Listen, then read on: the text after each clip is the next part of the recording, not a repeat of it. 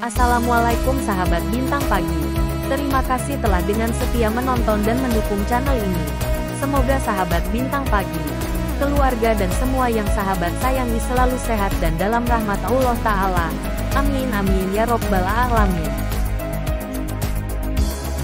Pangkalan Udara Maguwo, Minggu, tanggal 19 Desember tahun 1948 pukul 04.30. Ketika azan subuh masih berkumandang disusul dengan nada-nada pujian silih berganti mengisi udara pagi Jogja, tampak bayang-bayang prajurit jaga yang akan berganti jam jaga. Sahabat Bintang Pagi, begitu juga dengan pasukan-pasukan pengawal pangkalan yang baru saja terjaga dari istirahatnya mulai kembali beraktivitas, dari mengecek pesawat, bersih-bersih bandara, duduk-duduk, dan aktivitas lainnya karena memang ini hari Minggu sahabat Bintang Pagi.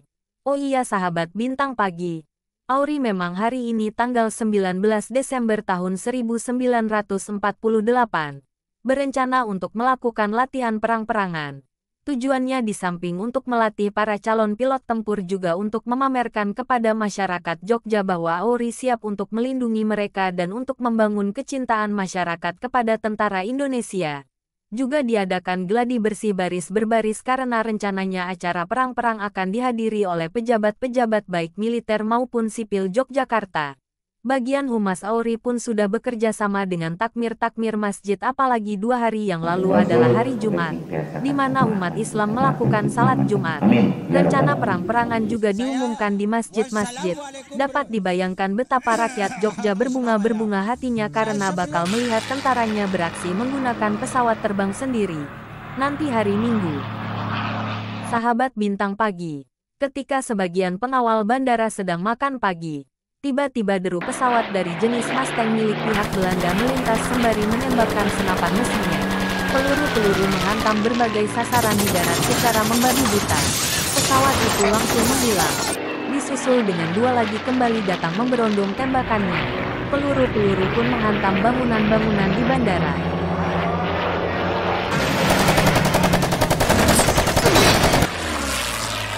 Para pasukan pengawal Lanut Maguwo yang masih dalam persiapan perang-perangan pun kebingungan berlarian ke sana kemari mencari perlindungan. Kenapa Belanda menyerang? Padahal kita masih terikat perjanjian Renville.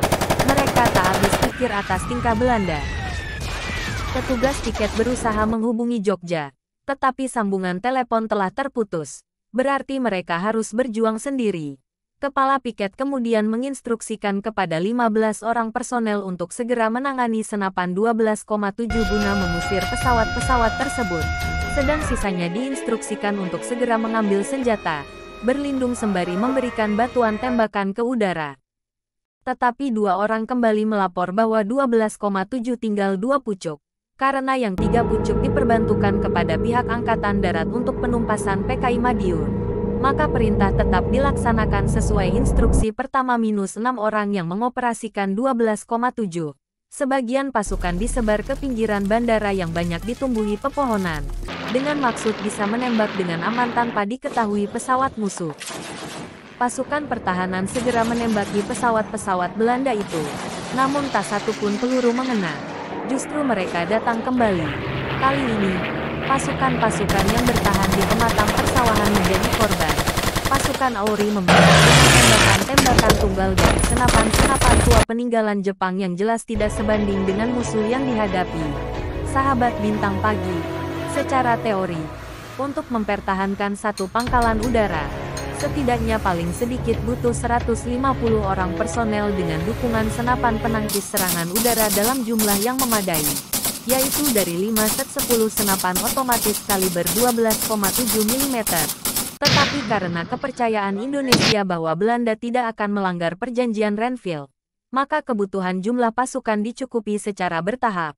Lagi pula saat itu meletus pemberontakan PKI Madiun, sehingga Auri mengutamakan alokasi senjata kepada Angkatan Darat untuk mendukung penumpasan pemberontak di Madiun.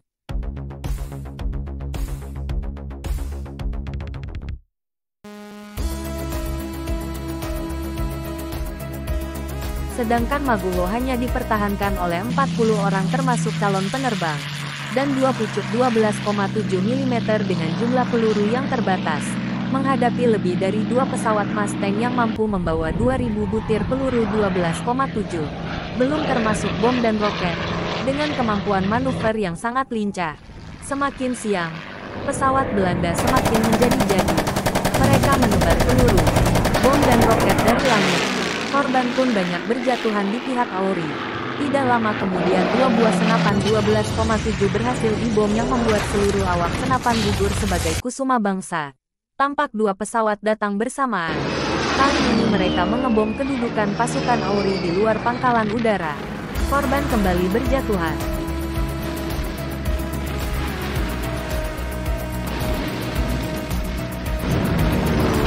Sahabat Bintang Pagi, sebuah pesawat Belanda melakukan manuver tajam. Tampaknya dia akan melakukan dive bombing yang mematikan.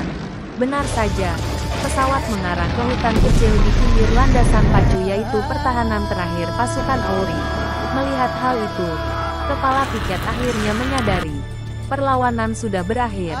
Maguwo sudah jatuh. Lalu muncullah pesawat-pesawat Dakota tersebut. Kepala piket menyadari bahwa sebentar lagi akan ada penerjunan pasukan Belanda. Dan dia tahu bahwa yang akan mereka hadapi adalah pasukan-pasukan elit baret hijau dan berkualifikasi para trooper yang sudah berpengalaman menghadapi pasukan Jerman. Dia sudah menghitung ada 5 Dakota, berarti sekitar 1 kompi pasukan baret hijau yang akan mereka hadapi, antara 100 sampai dengan 150 personel. Sedang Maguwo hanya ada dia dan 6 orang rekannya yang masih hidup, dan hanya bersenjatakan senapan peninggalan Jepang. 7 orang calon penerbang akan melawan 1 kompi pasukan elit para trooper Belanda. Dia pun menghela nafas panjang.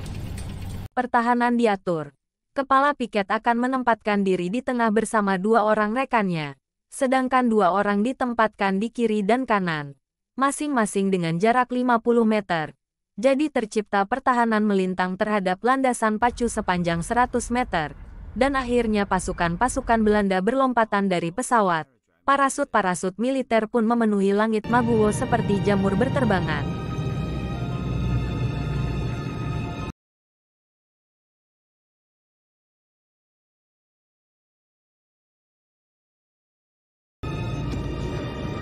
Begitu pasukan Belanda mendarat, pasukan Auri serentak menghujani mereka dengan tembakan-tembakan.